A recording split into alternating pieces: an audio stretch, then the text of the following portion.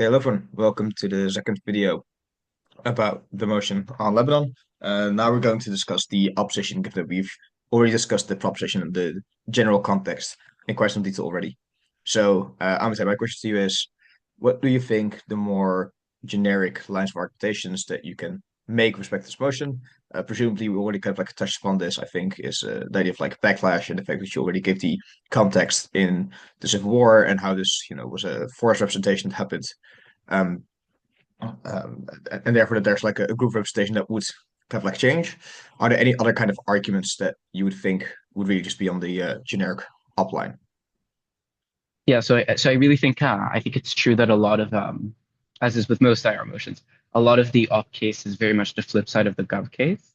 I think other than backlash as a direct result of the crackdown, which obviously also entails the burden of why Hezbollah right now is pretty peaceful with the administration, which by the way, to those interested, is the reality. I think the second case you can run from off, it's kind of different, but still first principles case, is that this is bad because there are other ways of pacifying Hezbollah, even if it is not pacified right now.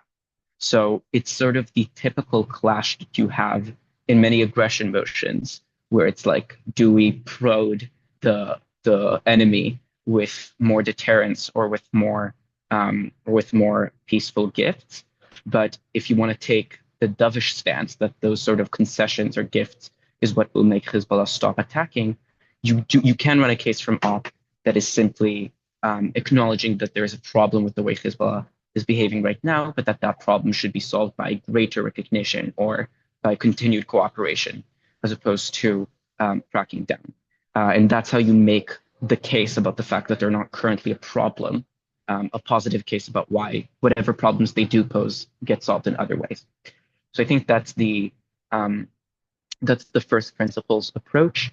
The other approach that you can take is obviously, I think with Gov, the lines go through more similar, like the why is Hezbollah bad lines go through more similar burdens. But with Op, you actually have a few pretty different ideas under the umbrella of backlash. So, for example, you can explain why disagreement in parliament or backlash within parliament harms your coalition or government function. And that's completely separate from talking about why people might support Hezbollah. And so you're cracking down on Hezbollah creates public antagonism. These go through quite different ideas. Finally, the final first principles thing you can talk about that is always quite hard to sell as extremely meaningful in debate, but is just true, is that this is a very resource constraining process. And it means evaporating whatever government funds you still have left, military resources, casualties. And even if it's hard to impact why that completely constrains you as a government in terms of policy, it's easy to explain why that creates, in and of itself, bad opinion, popular opinion of you, even if the crackdown is not what that's it. So I think those are probably the first principles. How would you explain the like one of the alternatives you talk about is trying to do in a more peaceful way? Like there's some general lines you could talk about, which is it is relatively weak right now, and therefore if you as the Lebanon government are going to maybe try to do it a appeasing way, then they're likely to listen because they feel like there's no way to you know, and like there's no real way to for them to kind of like really fight back or for this positive way for them to actively get better. Are there any other ways you could actually nuance how this would look like? Because I presume there would be very specific kind of things that you would want appeasement of, like there's specific things you will horse trade with each other. How would this most likely look like? So yeah, so I think the main way to sell it in this motion is through the parliamentary representation that Hezbollah has.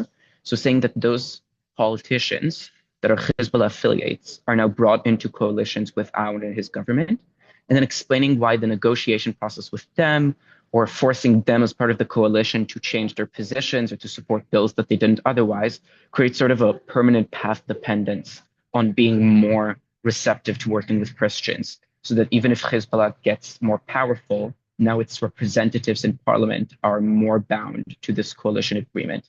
You can also use popular narratives in order to justify this. So why the presence of a stable government or of a government that includes a Maronite Christian at its head will become something that Maronite Christians expect, which means Hezbollah will have to continue giving more power than was given in past governments to Christians. These are the ways I think you do that. How do you really explain the link between the parliament and the organization on the ground? Because on the one hand, it is indeed representation, but I can also see that a general gut push would be like, if you, at the best case scenario, pacify this and make them do a lot of concessions as politicians, how would people on the ground still feel like that they're their representatives, or that the specific people who are part of the organizations also feel like the people who are in parliament are actually representing their ideas? Like, how does that work? Yeah, so that kind of ties to what we talked about last time, which is that the important thing to understand about Hezbollah and many other terrorist groups like Al Qaeda, which is obviously already a state, but Al Qaeda in its formative years, or groups like Al Shabaab, is that they're not terrorist groups, or the Houthis. They're not terrorist groups per se, and so a lot of the things that we sort of ascribe to a tiny militant, like a factionalist organization, are just not true about terrorist organizations that exist for very long and own territory. They become more of like split states. So that's true for Hezbollah as well, where it's like, yes, they have a terrorist military wing, but they also need policy because they are a state. They do need to some extent cooperation with the Lebanese central bank in order for the currency that they use in their territory to have any value whatsoever. They value from trade still going between the north and south. Obviously, they need, especially when Israel is bombing them, to have routes of transportation open, etc., with the north. So there are many state needs that can't be met if they're not cooperating with the central Lebanese government. Sure, you can explain that they might set up their own government in time, but that's not the situation right now, and it's not the situation for most insurgent militant groups that are still operating within sovereign states. So that's the general need that Hezbollah and other groups have. Thank you for clarifying this. I think this is a very important kind of context again for people to kind of like understand about these kinds of emotions. There's a quite a lot of nuance, and maybe just the way that we see terrorist groups is different than terrorist organizations and the way they function in these kind of countries. Um, so you talked also about how a lot of the cases you think are flips of what government is talking about. Is there any specific way that you think there's like a unique way that you can prove this, or unique kind of like frame that you could use? I think part of it, what you already said, was that the specific leader was also like Aoun was actually more appeasing, wasn't actually necessarily that militarily aggressive. I think is there maybe a way to Yeah. characterize it? So, for example, in the debate I judged at Untitled, the CO case was the exact flip of the CG case, which is he actually had his personal goal and his source for meaning in a personal sense is the sense of appeasement or peace. And he actually views himself as a great uniter through the military force in fighting against external enemies rather than internal enemies. And so we can explain why any casualties of war or any thing that proliferates an internal war is completely antithetical to his ideology. In terms of like less fluffy cases and their flips, it's the Iran case is obviously the obvious flip from op is Iranian support is very good, very important. And it's likely that you can extract a lot of support from Iran right now, especially because of the perilous position they're in with the Levant, where they've lost Syria, so Lebanon would be their last stronghold next to Israel, is a very strong op case. And cracking down on Hezbollah means you cut out the negotiation path with Iran for several reasons. That's probably potentially the strongest extension that will probably still remain open. You could do the flip of US Israel in the same way that I did for Iran just now, which is their support is bad. That's probably harder to prove. What's easier to prove is that their support is very antagonizing to your people, and that appeasement and peace with Israel is an antagonizing process that makes many people feel that you're selling out to the West, which is really bad for domestic cohesion, especially if you want to reintegrate areas that were previously controlled by Hezbollah and have a lot of resentment towards Israel. Other interesting off cases you can talk about is sort of in the same lines as Iran, probably is not its separate case, but can definitely be developed into an extension, is Russian support and more general support from anti-Western military actors. You can even talk about why you ally with Gulf states that want to keep their options open. When Turkey and the US get more dominant. So, for example, aligning with Qatar. So these are the sort of alternative geopolitical allies that you would be losing. And the analysis for why you'd be losing them just by cracking down, and why if you don't crack down, you would be getting them, similar to the analysis we talked about with the allies and Gov. So in that sense, it's the flip. Yeah. Okay. That's I think a good way to explain again in a bit more detail what the exact flips are to remind people of also what we did on the government side. I guess this kind of like leads to, I think, two questions. And I think the first question is specifically to what happens with these kinds of flips. Because what tends to happen is you have a debate and people argue like, the incentive is to be very aggressive. And the other's like, no, but the incentive is to actually not be as aggressive because of like the personal history and all of the kind of stuff. How do you make it that your analysis is more convincing, especially when you maybe don't have the time to give every single line of rebuttal because there might be multiple burdens or multiple things that you need to weigh compared to another, for example, opening half. So how is there any specific weighing that you would suggest for the times where you're going to try to use more spec heavy or more empirical evidence?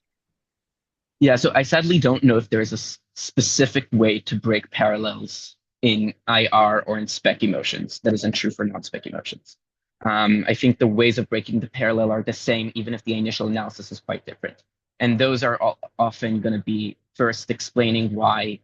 I think one way I like to break parallels broadly in debate, and I guess it actually also applies very well here, is that you want to acknowledge that the other side has identified an incentive, and then you want to weigh which of the two incentives matters more.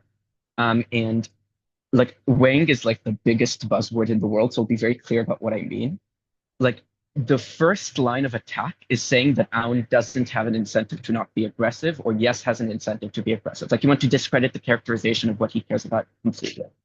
But then you want to say as a second line of attack, let's say both of these could be true, or if they're both completely non-reconcilable characterizations, which I don't think they are. You can reconcile them in this case, but maybe you have instances where that's not what happens. You want to say, even if he has an incentive to pacify because of his history as a commander versus his incentive to attack, let's weigh which of those interests is likely to manifest in a stronger way. For example, there are other ways in which he can punish the organizations that have hurt him if he's in power. But the sort of the aversion to violence is much more unique, a much more unique wish to the sort of conflict that he might want to avoid. Those sorts of weighings between interests, I think, are a good way to break parallels. Yeah, I think it's a good way to look at it. And what I also want to give as like advice for people is when you are weighing, also just be explicit in what you're weighing against. Because sometimes people will be like, it's a more proximate need, and then they explain why one thing is proximate, but then they don't do the legwork to explain why the other thing isn't as proximate. Or they don't do the legwork of really actually saying like, ah, you're weighing on like it's proximate, but we're explaining that there's only a unique way in which they're able to fulfill this. And then they're just saying like our weighing metric is better, and they don't really explain why the weighing metric is better. Those kind of stuff, or they don't engage with the weighing metric in the first place. So besides all of these nuances, also be very explicit in what you're weighing off against. I think that's another tip that might help with these kind of like clashes.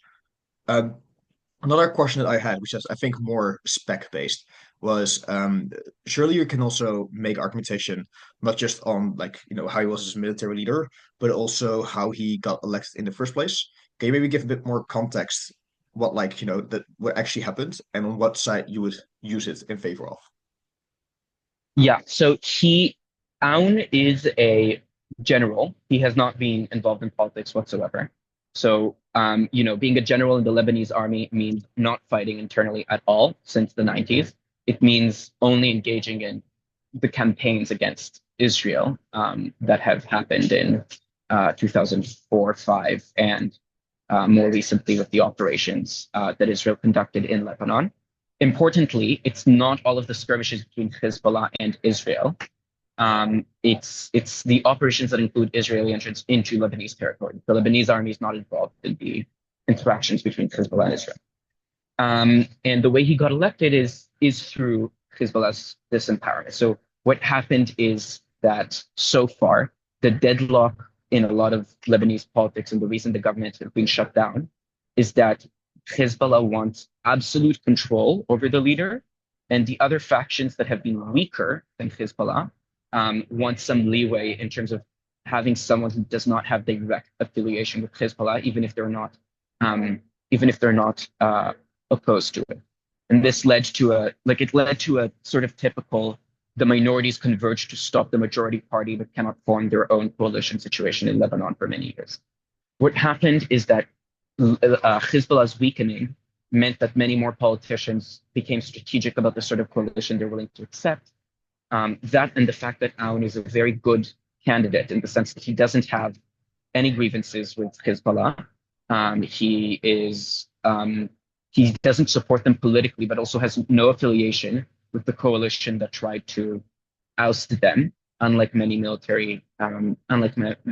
other military candidates, means that in order to restore internal stability, many of the Hezbollah-affiliated parliament members were willing to accept his nomination. And so that's how he became sort of the consensus candidate. Yeah. His deputy, by the way, is a Hezbollah affiliate. Okay. I think this is very good to know because it feels like it's very intuitive now that you can use, for example, the possibility to pacify, because it does seem that from this process, does also have the possibility to interact with Hezbollah representatives. And he also does seem to be not necessarily super duper controversial, meaning that the talks that you can have don't need to be necessarily antagonizing. But I also want to maybe highlight that technically there's a way you could also kind of like intuit this from the Infoslide, in the sense that it does seem to talk about specifically Hezbollah representatives, meaning that they already seem to be in power, and the fact that the government hasn't maybe cracked down before and is such a big power, and now suddenly you're able to kind of like crack down, does seem to suggest that you would again that like Hezbollah has maybe been weakening, and so that you have the opportunity to hold these people accountable, that you also had to have worked with them most likely in the past. Which again is maybe something that is a bit like you need to go through a couple of hoops, but it might also just be try to work out the logic that you can also get from the Infoslide if it might be hard for you to, know the spec because you maybe don't know the spec about the Middle East or Lebanon. So yeah, I think we've now discussed, I think the flips, the more generic cases that are also specifically unique to opposition. Is there anything else that you think you could run, for example, opposition as an extension, maybe something that's also different or use a specific kind of spec knowledge that you can have about Lebanon or the leader? So I think a lot of the geopolitical flips, so for example on Iran, are very helpful. There are two more quick cases I'll mention. One is that there's actually a full case on why Israeli occupation is quite good for Lebanon South. I mean, specifically for Aoun, in terms of Israel being involved in Lebanon South. And the way you would go about constructing that case is agreeing with Gov that Israel wouldn't invade otherwise, or wouldn't be as involved in South Lebanon otherwise, and explaining why Israeli occupation in the South is very good for rallying around the flag effect, why it often takes away the sort of civilian population centers that are most likely to be opposed to Aoun because they're under more direct control of Israel, and maybe more importantly, why Israel is the only actor that has the meaningful military capacity to truly decimate Hezbollah, and that Aoun will never be able to do that on his own. And this is kind of a very cynical case, but in most debates, I think the actors' interests will very quickly just become what's more politically helpful. So that's one. The second thing you can talk about, which is a little hard to distinguish from the OO case, but is in itself probably the strongest case in the round, is just that explaining why Hezbollah is a actor that formed due to the tension in Lebanon and not as the tension in Lebanon, as in why the religious and historical tensions under the division of populations in Lebanon is something that completely transgresses the specific formation of Hezbollah. And that means you can explain a lot why the population's disagreement and the population's rise up is likely to be not just related to Hezbollah and not just related to the backlash argument, but just to being under the same government, and why like controlling the same areas in South Lebanon will never be a viable option for you. Or maybe even why a worse organization comes along that doesn't have the historical political presence, etc. Like the main difference from the antagonism point here is that it doesn't require analyzing the response. You're just saying the underlying tensions are so strong that any sort of attempt to impose authority on them will just cause a reincarnated civil war and you can't solve it. Okay. I think very nice to know in terms of knowledge. I also think this can be like used in correlation with what you said before about there are alternatives that you potentially could run as like a you could use the money otherwise or it's very resource intensive. So if you say Israel's most likely the only one who's able to maybe spend as much money, put as much effort in to really decimate Hezbollah, at that point you're at least able to use the money for alternative things that you can do. The same thing you could talk about, if the tensions are always going to be there, it's kind of like a waste of money. Now, in general, the ways you could impact this is you could say you could build like infrastructure, you could build like education, healthcare, generic kind of like buzzwordy happy things that make people feel happy and look positive towards you, and also could increase your power. So you could, help with economics. You could become better in trade. There you get more tax money. You could do more stuff. The general things that you could run. Is there anything specific that you would want to add here in forms of this is what Lebanon really needs right now? And therefore, this will be a good thing that you could spend more money on to kind of like maybe No, make the argument less generic.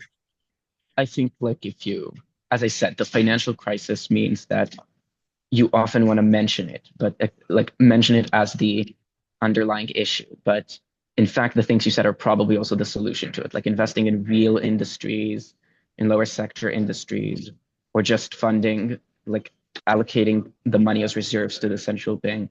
These are probably the same solutions. Yeah. Okay, then I think we did quite an extensive job now as well on the opposition. Is there anything else you want to say, either about up, any specific characterization, or maybe in general about the motion? No, all I can say is I think it's good that I think it's good that motions are set about regions where controversial things are happening. And I think that one thing that CA teams like to do as a tip is set a motion that is in a controversial region but doesn't tackle the controversial issue. So I would often suggest that teams learn about regional effects and occurrences that are a little distant or secondhand to the main controversial issue, because these are often going to be quite beneficial for IR motions. Okay, well, it's immediately, I guess, a call to action for CAs. Thank you so much for taking the time to actually explain all of this, to answer all the questions that I had, and also to clarify what you think would be, good ways to deal with these kinds of motions. And thanks everyone for watching. I hope you have a good time. If you have any questions, put them in the comments. I'll try to answer them, or I'll ask maybe Amitai to answer some of them if they're too difficult. And then I would like to see you in the next video. Cheers.